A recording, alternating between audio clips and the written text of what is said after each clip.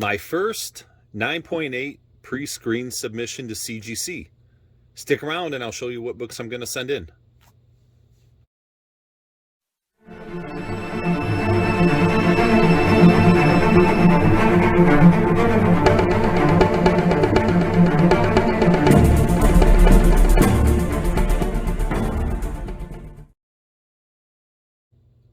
Hello everybody and welcome back to my channel. My name is Rob. This is RH Midwest Comics and this is another one of my CGC submission videos. So what I've got here in the box are a ton of 9.8 candidates that are going to be going into CGC.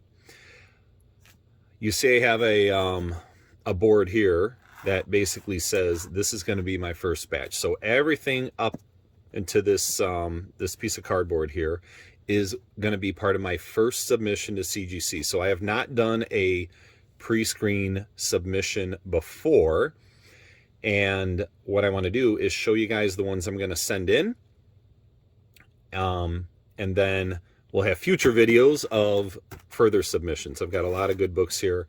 So the way a pre-screen works, for those of you that don't know, is you can submit a batch of books to CGC and you can request that they only grade the ones that are at or above a specific grade. The most common one is 9.8.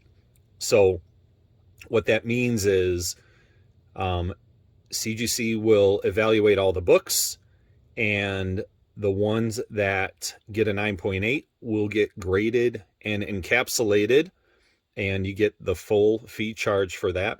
The ones that are not deemed to be 9.8, so 9.6, 9.4, whatever, anything below a 9.8, they will not get encapsulated, but you will still be charged a fee. And I believe it used to be $5, and I think it may be $8 now. If that's wrong, I'll correct it in the video, put something up on the screen. But that's the way it works. The minimum submission, I believe, is 25 books. So I'm going to show you all these. I think I actually have 26. A couple of them are definitely borderline, and I'm not expecting to hit 100% on this first submission. If I did, it would be a little bit odd because they only put 25 books total in a box, so then I would have to get another shipment and charge another shipping fee for sending one book back. I'm going to take the risk and assume that I'm not going to get all 25 or all 26 at a 9.8. So with that, let's get going. I am going to slide this box off to the side here, and we'll go through these one by one. Okay, first book, Wolverine number 8. So this is the fancy Wolverine in his little waiter jacket here. I'm sorry, Hulk. Next to Wolverine, they're both in their fancy, I believe those are like waiter jackets. So very, very popular book, and one that has really gained value over the last few years. So many comic books have, right? But this one especially. And I should mention the books that I'm sending in for 9.8 pre-screen are almost, and I'll mention one or two of them that might break this rule, but the only ones I really send in for a 9.8 pre-screen, or what I've decided to for my first submission, are ones that are essentially at least worth $150 in a 9.8. In other words, if I don't believe they're at $150, if they're below that, I think you're kind of crossing the line of it really not being worth the risk of spending the money to do that. If a book's selling for $50, well, you're essentially paying $30-40 after, after shipping to and shipping back and, the fees. So to me, it doesn't make sense to do a pre-screen for anything under $150. I know some people do it for $100 as well, and that's fine, right? Everyone has their own price point. But for me, that is what I'm going for. There are a couple that fall outside of the rule, and I'll explain it when I get to them. Next one, Wolverine number 17. Classic Wolverine cover. And a really good looking book. And oh, by the way, in terms of pressing these, I do all my own cleaning and pressing. I've been doing it for many years now. And I would say a majority of these books are getting a quick press, including a 24-hour cold press, leaving it in the press overnight. But some of them will not, right? I'm looking at them and it's not worth the risk, right? If they look really good, I think there's a good chance they can get them. I won't put them in the press. All right, next one, Wolverine 27, another classic cover. And I believe this Jim Lee cover, I believe 27 was also used on a video game cover. I don't know what the game was. I'm assuming it's an X-Men or Wolverine game, but pretty sure it was used on one of those covers or one of those game cartridge boxes. All right, I believe this is the last Wolverine I'm sending in. So Wolverine number 1 from this run. So 4 Wolverine books from his first ongoing series. And again, all of these have pretty decent value in a 9.8. Next one, Harley Quinn number 1. This is her first ongoing series, first issue in it. All right, what would a submission be without Spawn number 1? Unfortunately, it is not a newsstand, but still has good value in a 9.8. And I should also add, what was I going to just mention? Something just popped into my head. Oh, I believe these are all going to be modern tier. Okay, I should check my facts on that one. Modern instead of economy. But I believe these are all modern tier, which is anything post 1975 to present and less than $400 in value in terms of raw. Well, you can use, the way CGC works is you can use, as I'm getting the next book ready here, you can put in there whatever value you want within reason. If you're taking liberties and really skyrocketing the value or underestimating the value, then, you know, they will change the tier if you're trying to escape getting out of a more expensive tier. But regardless, you know, I tend to use the raw values because if something happens to them, you know, I want to make sure I at least get compensated for that raw value. So as we know, raw value once encapsulated, especially at a 9.8, can really increase by 2, 3, 5 times, you know, 10 times the raw value. Next one, Amazing Spider-Man 430. So this is the first part of Carnage taking over Silver Surfer's body. And 431, they're both fairly valuable. 431 might be slightly more valuable than 430. I've got a couple of those, but neither of them are 9.8 candidates. Okay, Superman Man of Steel, number 18, first Doomsday. And this is a first print. If you get later prints and you get a 9.8, this 9.8 is still decent, right? I think $150 or so. But if you get a second, third, fourth, and I believe maybe the 5th print is the last one, you're talking big money for that 5th print in a 9.8. I don't have the value in front of me, but it's significantly higher than the first print. All right, next one. So this is Stray Dogs Dog Days, and this is the variant cover from Creepshow. You guys remember Creepshow? That was a fantastic movie for me as a kid growing up.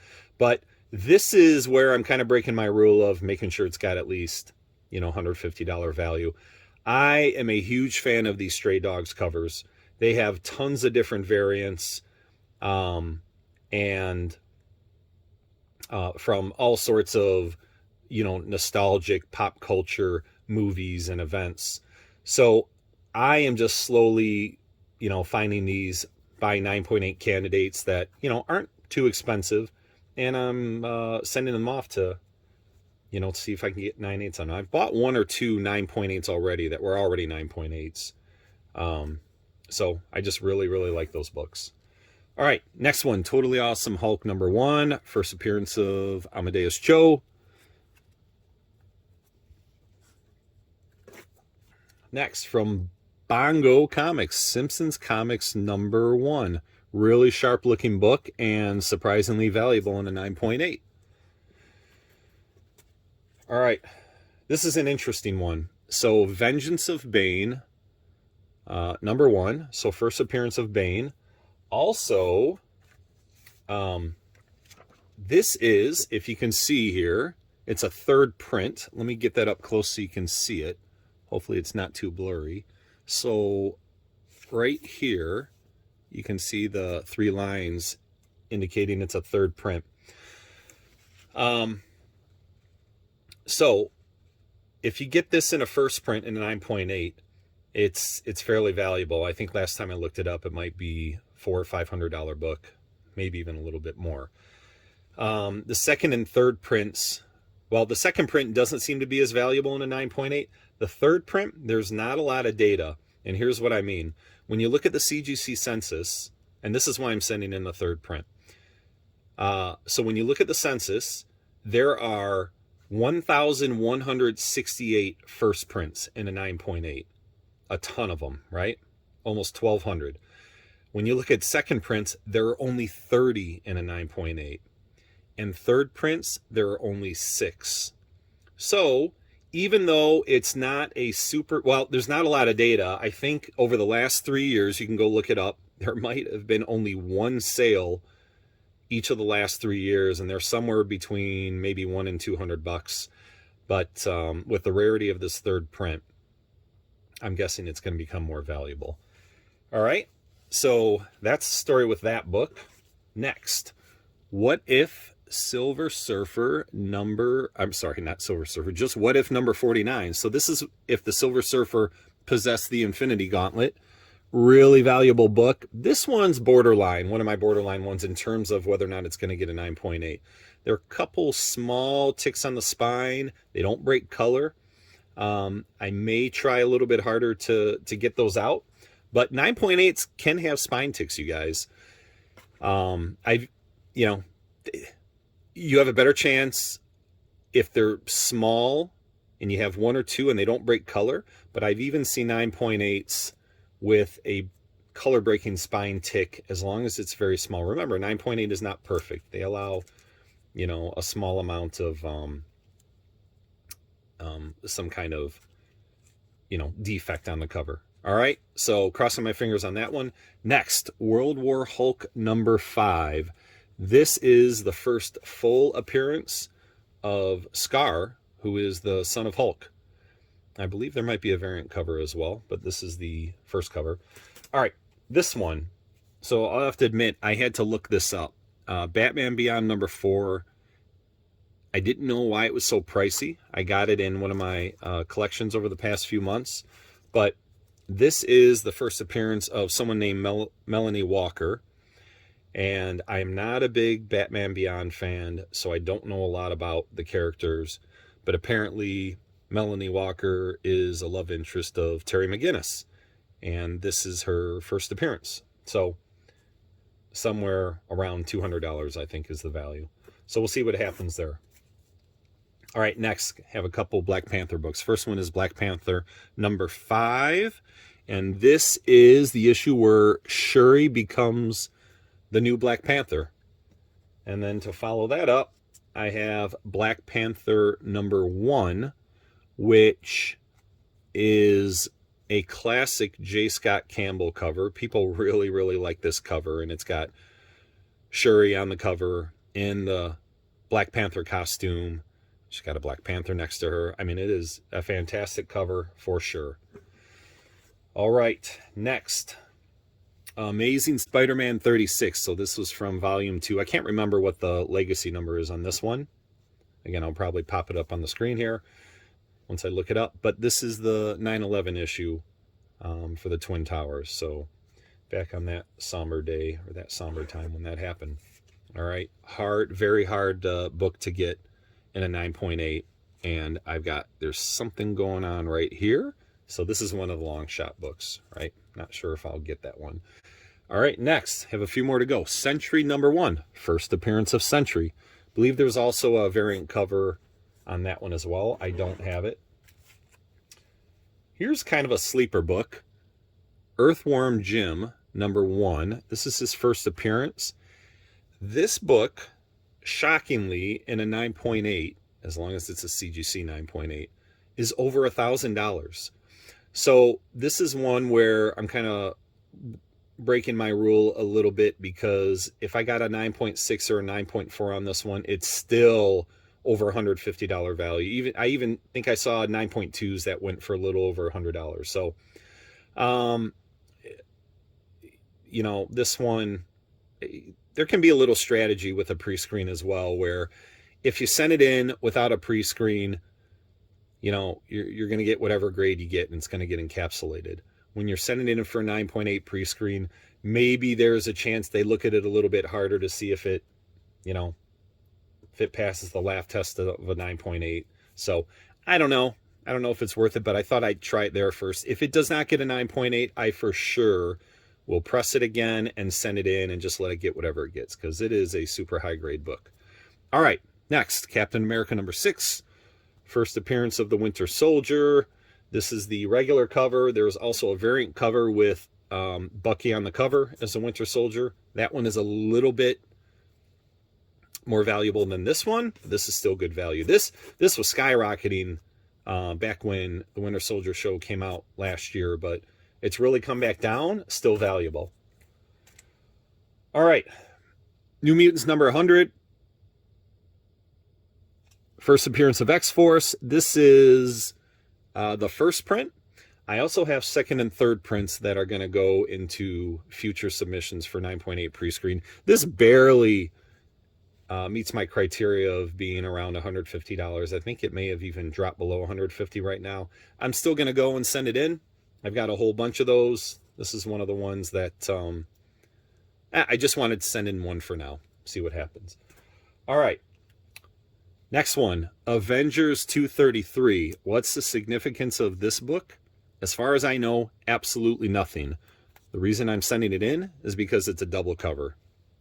And I had to talk to CGC and make sure that a double cover would still qualify for a pre-screen as long as one of the covers hit a 9.8 and the other cover was not a 9.8.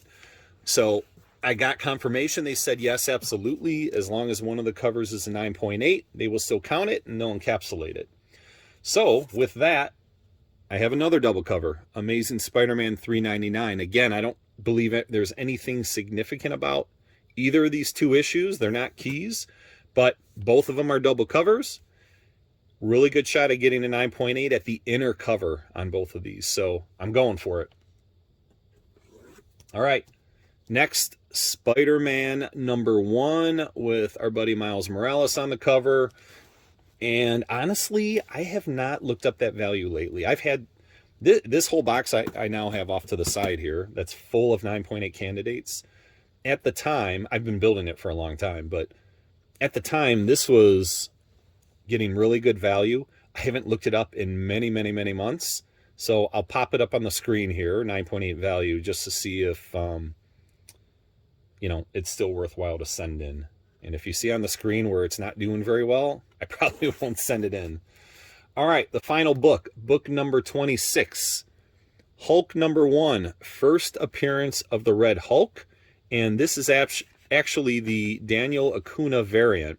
So even the regular cover of this book is pretty valuable in a 9.8. The Acuna cover is a little bit more valuable. I think the most valuable variant cover in a 9.8 for this Hulk number 1, the first Red Hulk, is I believe it's like an homage cover of Hulk number 1, and it's done by, I believe, Ed McGuinness. Pretty sure. Regardless, that's it. 26 books. I'm hoping to get, I hope to get at least 25 of them. But, you know, my expectation right now is that, you know, between 5 and 10 of them won't get a 9.8, and I'll get the other 15, 16. If I do better than that, great. If I do worse than that, I'll be sad. But that's it. So I hope you enjoyed this. And, you know, check me out at my other locations, right? I am very active on Instagram. I have an eBay store. And I have a website, and everything is RH Midwest Comics. And I'll put those things up on the screen here so you can see it. If you like the video, give me a thumbs up and subscribe. Share it with some other people. If you have any questions for me, reach out to me, whether it's through, YouTube here, or over on Instagram, or my website. And that's about it. Until next time, have a great day.